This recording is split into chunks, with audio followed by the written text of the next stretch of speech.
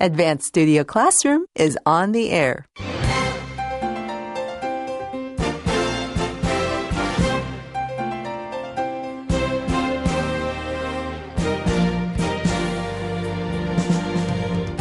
A new treatment for cancer patients? Find out more in today's health article on Advanced Radio.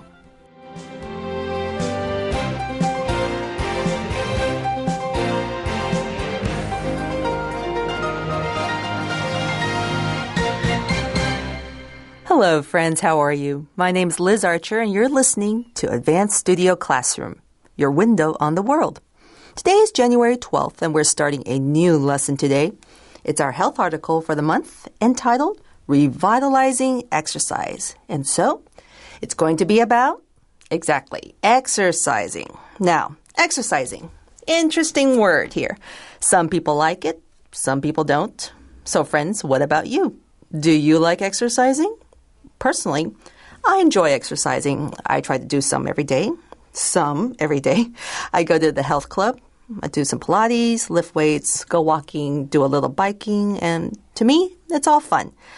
Well, with me in the studio are two other panelists, and I'd like to ask them the same question. Do they like exercising or not? And first, to my left is Howie Zhang. Hello, Howie. Hello, Liz, and hello, listeners. I love to exercise. I haven't had much opportunity since coming to Asia. I recently joined the health club also, so I lift weights now and I run a little bit. But when I was back in New York, I like to play volleyball. I like to play softball, basketball. I was pretty active. Here, not so much. I do miss it, but I do try to get some exercise here and there recently. Okay, so now why do you exercise? What happens if you don't? Well, in my 2 years here in Asia, I gained a lot of weight. There's a lot of sweets. Okay. There's a lot of fried foods here, and I started getting a little belly. And I also started feeling a little bit slower, some achy knees and aching back. And exercise helps me feel better about myself. My knees actually don't hurt anymore. And I just feel better about myself as a whole. Okay. All right. Thank you, Howie.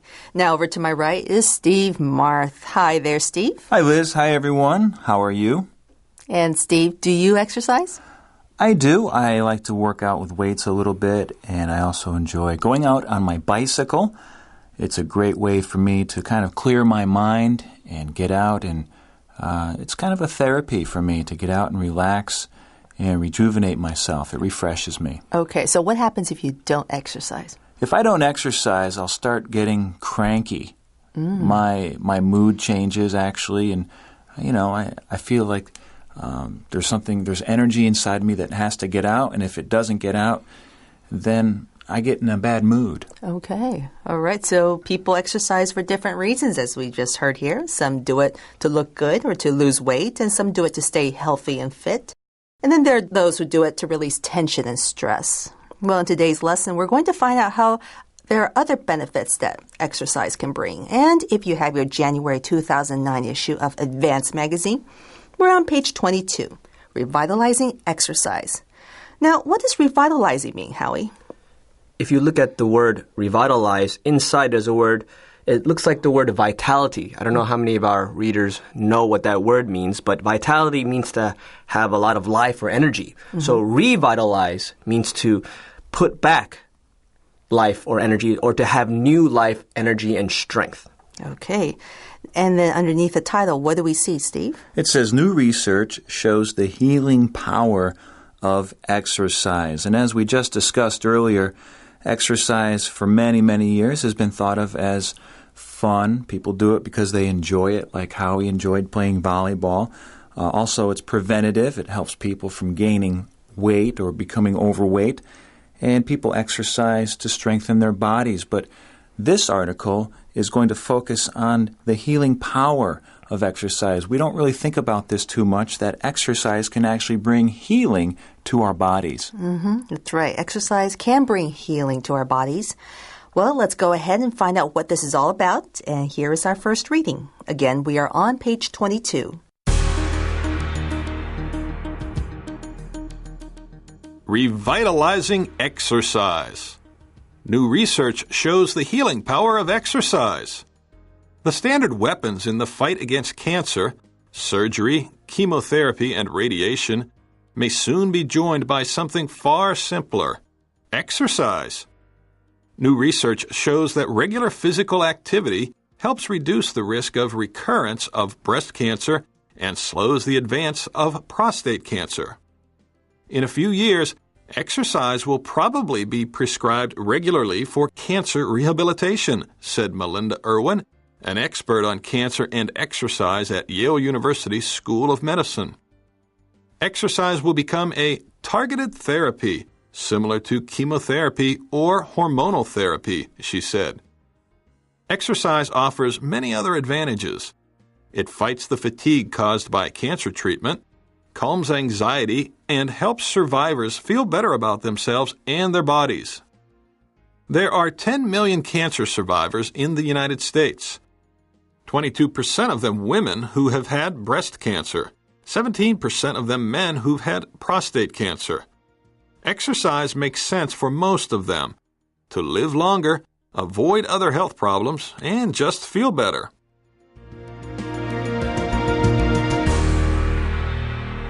Thank you, Bill, for the reading. The writer Lindy Washburn begins the article with a simple list of standard weapons in the fight against cancer. And what are they, Steve? Well, she says they are surgery, chemotherapy, and radiation. I like the way she uses the word weapon here, because cancer is often seen as an enemy, and we have to battle against this enemy. And so there are weapons that we use. Years ago, these weapons didn't exist, and many people, unfortunately, died because of cancer. But today, we do have some weapons, and so people are surviving cancer more and more. That's right. So now surgery would be, you have a cancerous growth, and the surgeon would come in and remove that cancerous growth. And then what about chemotherapy and radiation? Chemotherapy, we can cut that word in half, and you see the prefix there, chemo, and that has to do with chemicals. And actually, the doctors will put chemicals into your body system, and those chemicals are designed to attack the cancer and rid your body of that cancer. Okay, and then radiation therapy or radiation?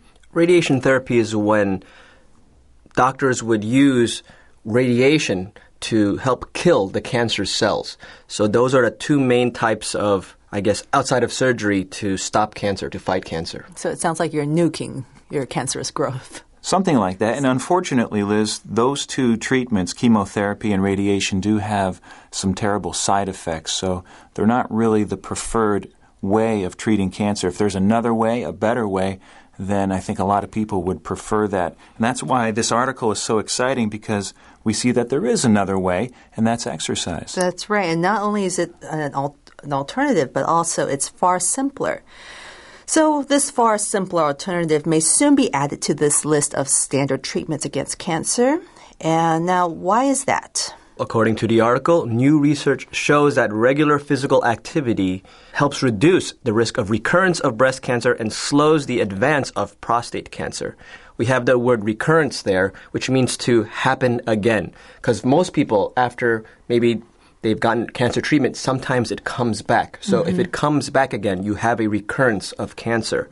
And the word advance there, a lot of our readers or listeners may think, okay, that's usually used as an adjective, right? Something is very advanced. But here, Advanced magazine. Exactly, advanced magazine. But here, it means the spread or to move forward. So just like what Steve said before, if cancer is seen as an enemy, and enemy soldiers may advance into a country, here we see the cancer will advance into other parts of your body. It will spread to other parts of your body. Okay. All right, moving on to the next paragraph, we see that in a few years, exercise will probably be prescribed regularly for cancer rehabilitation. And this is a statement from Melinda Irwin, an expert on cancer and exercise at Yale University School of Medicine. Now, what does rehabilitation mean? Well, that's a word there in your vocabulary focus section, and it means the process of returning someone to a good or healthy condition, state, or way of living. So as I said before, when you do chemotherapy, when you receive radiation treatment, it does something to your body.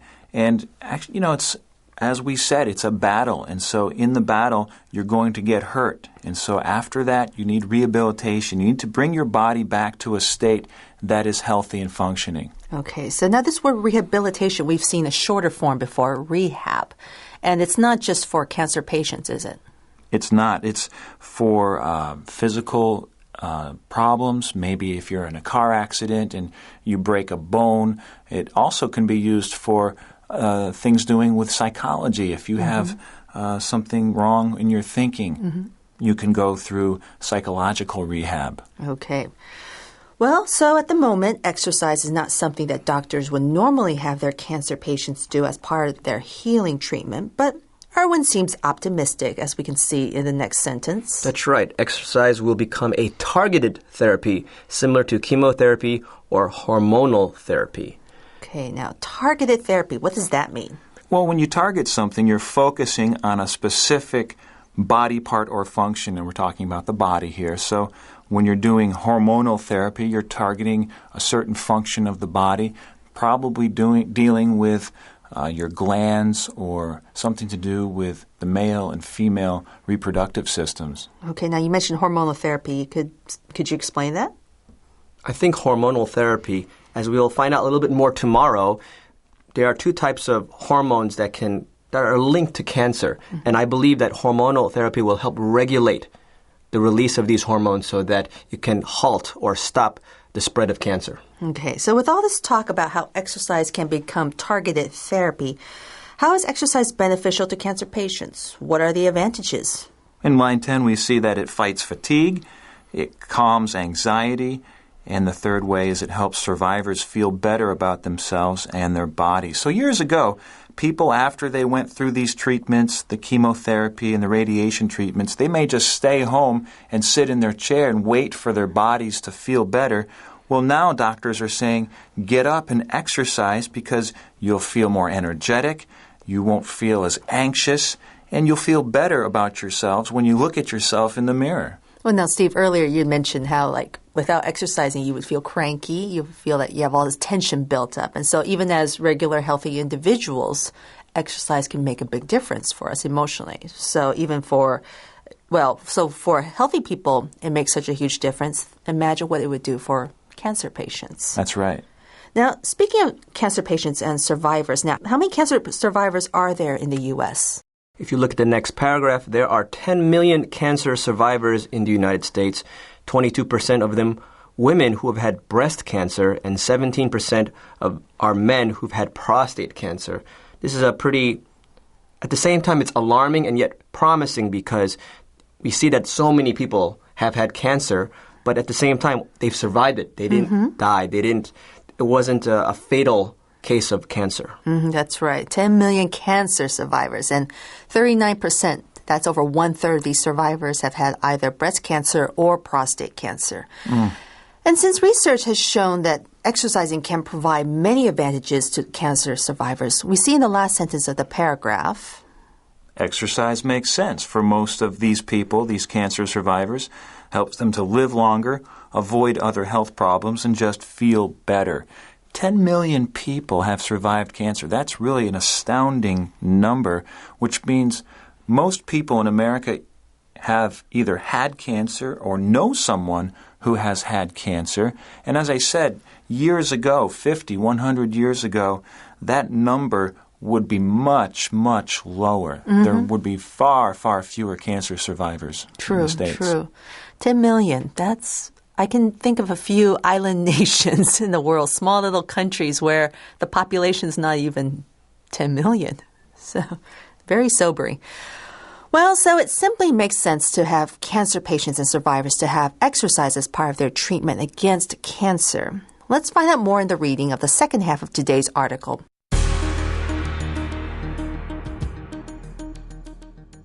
Using exercise in cardiac rehab. Heart attack patients are now routinely put on exercise plans, but workouts for cancer patients are neither prescribed by doctors nor covered by health insurance. We're where cardiac rehab was 20 years ago, Erwin said. Once exercise was shown through research to prevent fatal heart attacks, 12 weeks of rehabilitation became the standard of care for most heart patients. In fact, many hospitals opened cardiac rehab centers. Even with a low level of exercise, people benefit psychologically, said Rita Musanti, an oncology nurse practitioner at the Cancer Institute of New Jersey. With so many cancer survivors in the community, she'd like to see informal networks created to encourage recovering cancer patients.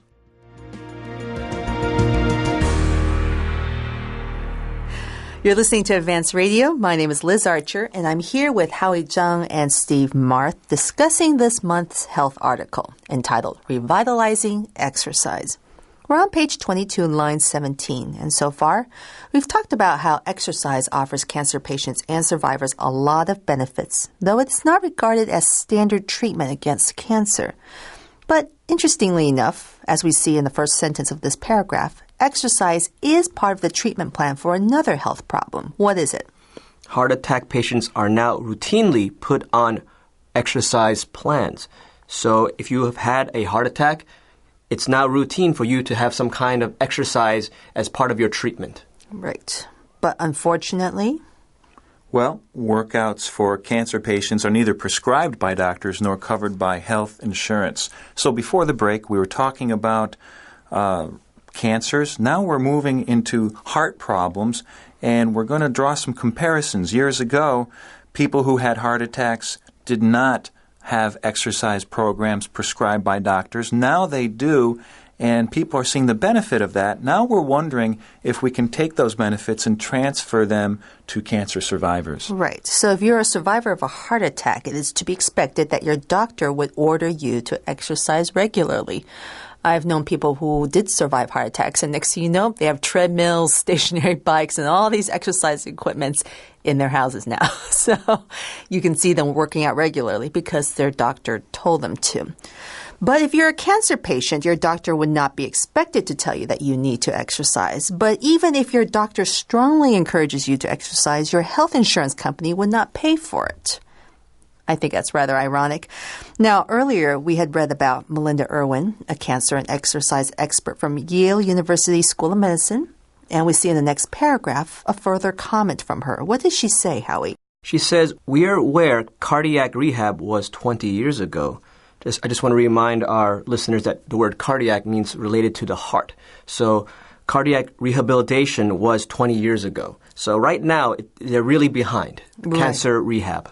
20 years. Okay, so how on earth did exercise become a standard treatment for those who've survived heart attacks?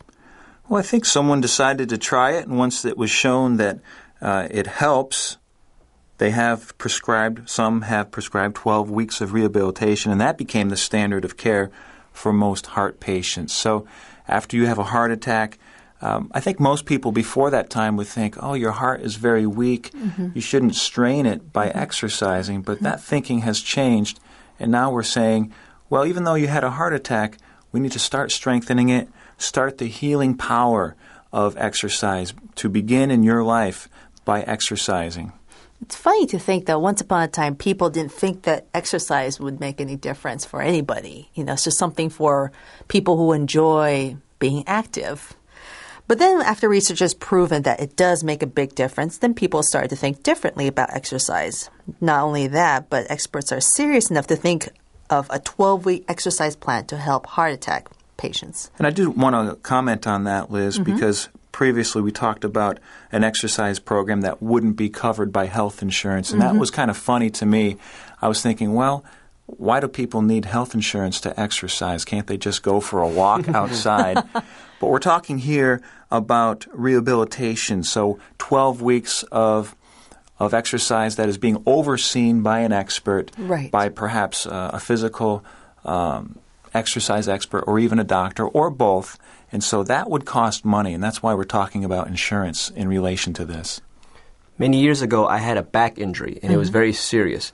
And as part of my rehabilitation, I had a physical therapist, and they helped me strengthen my lower back. But it was very expensive. It wasn't covered in my insurance to hire a physical therapist to help train my back again. So it's exactly what Steve said. It's very expensive to have someone oversee that kind of rehabilitation, it'd be nice if it was covered by health insurance.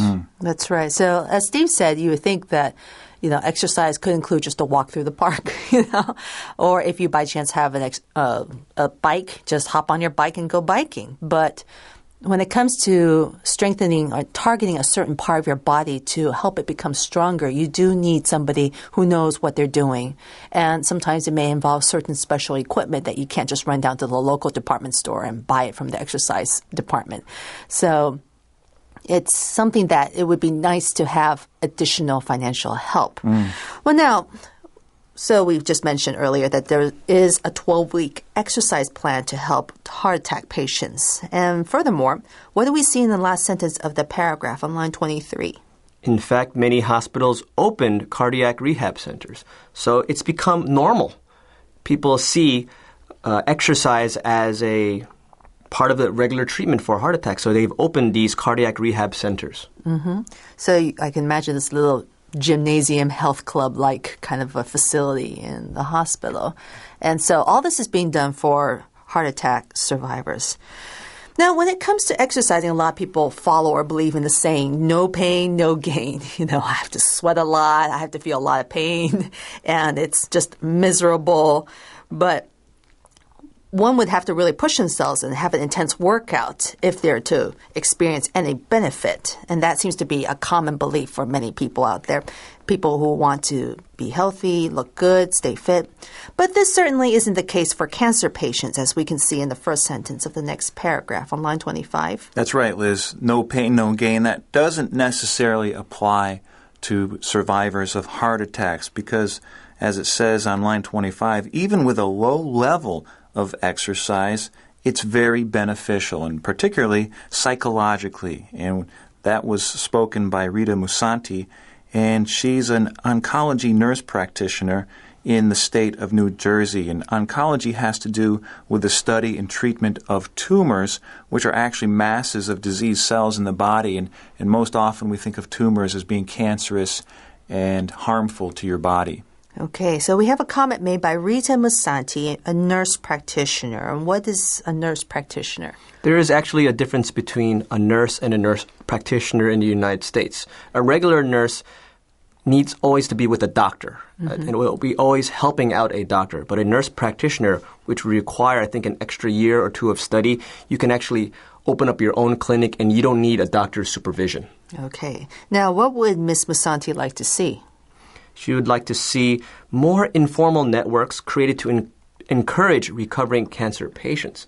I think for people who are suffering from addiction, if they're alcoholics or suffering from drugs, there are these networks to encourage one another. So she would like to see something similar for cancer survivors to be able to get together and kind of encourage one another. I survived cancer and so can you. Exercise helped me and these treatments helped me.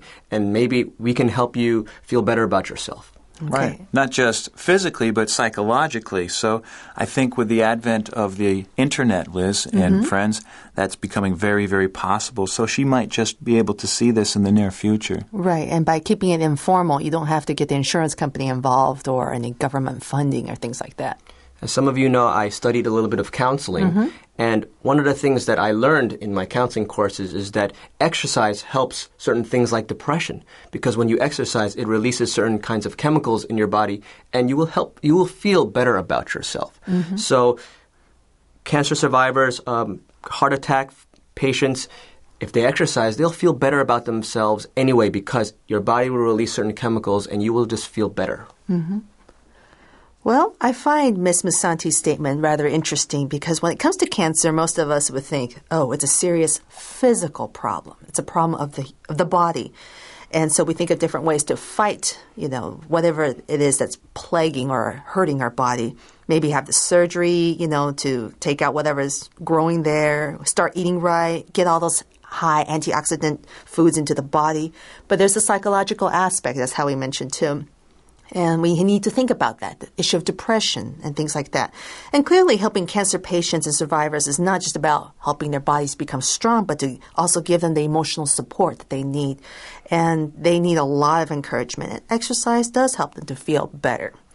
And as Howie mentioned earlier, depression, we've heard people, they go see doctors and get the medication, but exercise does make a difference. Well, after someone suffers from cancer or has a heart attack, you will feel depressed because you're thinking, oh, my body's breaking down, or what happened? Why did I get cancer, or why did I get a heart attack? People will feel down, especially when maybe if they're getting chemotherapy, because there are side effects, as Steve said. You will lose hair, your appearance will change.